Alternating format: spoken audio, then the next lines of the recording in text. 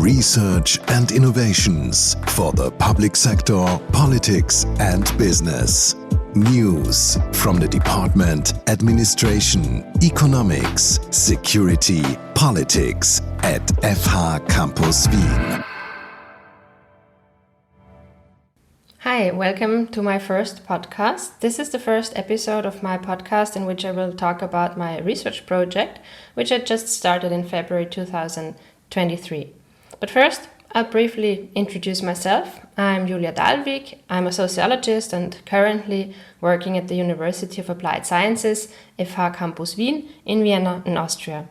I'm researching and teaching at the Department of Public Management, and before that, I've been working at different research institutes and teaching at several universities in Austria.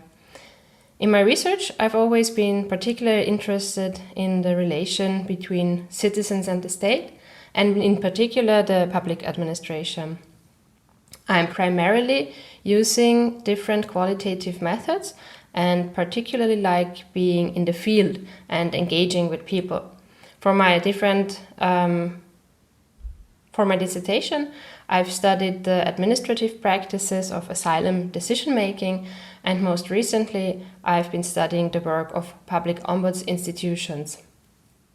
And this is also the topic that I continue to work on in my current project.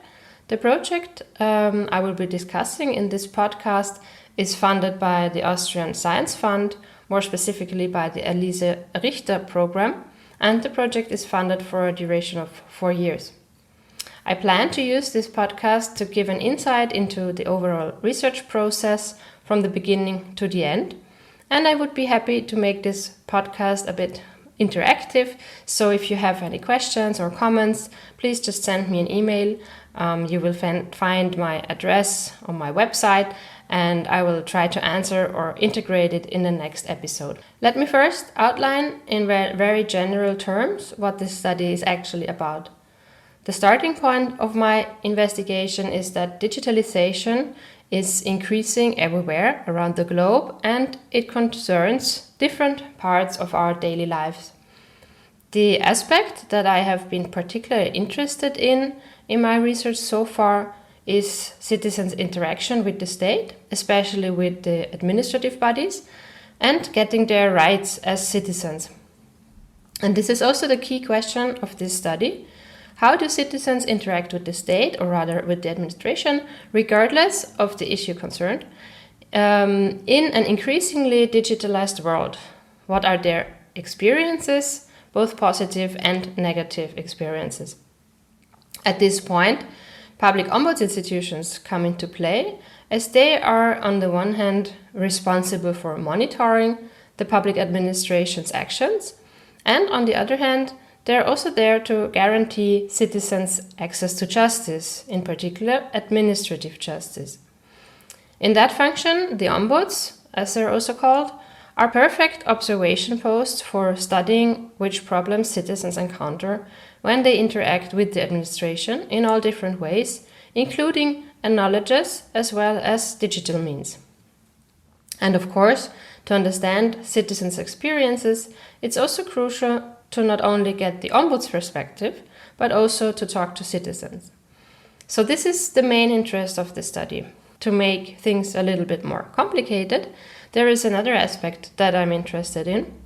To what extent are the challenges that citizens encounter and the measures that public administrations and ombuds undertake to ensure the equal access to justice in the context of digitalization?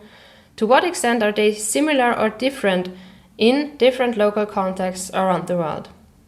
There is not very much empirical research about these matters that I've just mentioned, but the existing research focuses to a large extent on the situation in European countries, and we see quite some commonalities.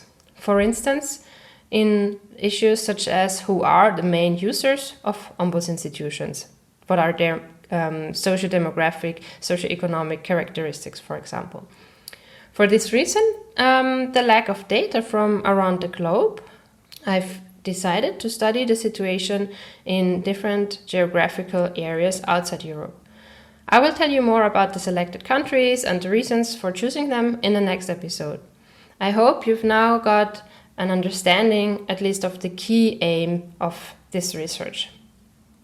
In the remainder of this episode, I will share with you briefly what happened so far in the project. Together with my colleague Ruth Siebenaller, who assists me in the project, we've produced a literature review on access to ombuds institutions and in the context of legal consciousness and legal cultures. Much of the time has also gone to organizing field access for the field research. More on that I will tell you also next time. And other organizational issues, including such mundane problems as buying a good recorder suitable for both interviews and podcasts, for example. A highlight of the first half year was definitely the possibility to meet ombudspersons from around the world, since there was a board meeting of the IOI in Vienna. The IOI is the International Ombudsman Institute, and it has its seat in Vienna.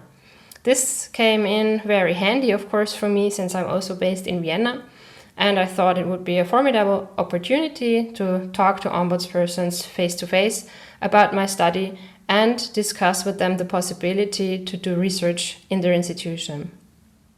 Another rather time-consuming activity was the mandatory application for a research license in Northwest Territories in Canada. So now you already know one of the countries I'll visit. And for that application, my proposal also first had to go through the ethics commissions of my university. So overall, that was quite a long process, but also an interesting process. So I will say something about the organization of the field access next time.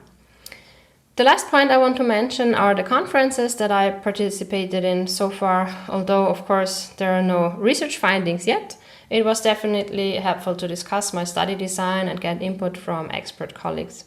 In June, there was the ISA conference in Melbourne, the conference of the International Sociological Association. And since I participated virtually and due to the time difference, I had my presentation at 2:30 in the morning, which was quite an interesting experience. It was a session on institutional ethnography in social legal research, and I presented my research design and some questions about field access. As I already mentioned, I will dedicate a bit more time to this issue in the next episode.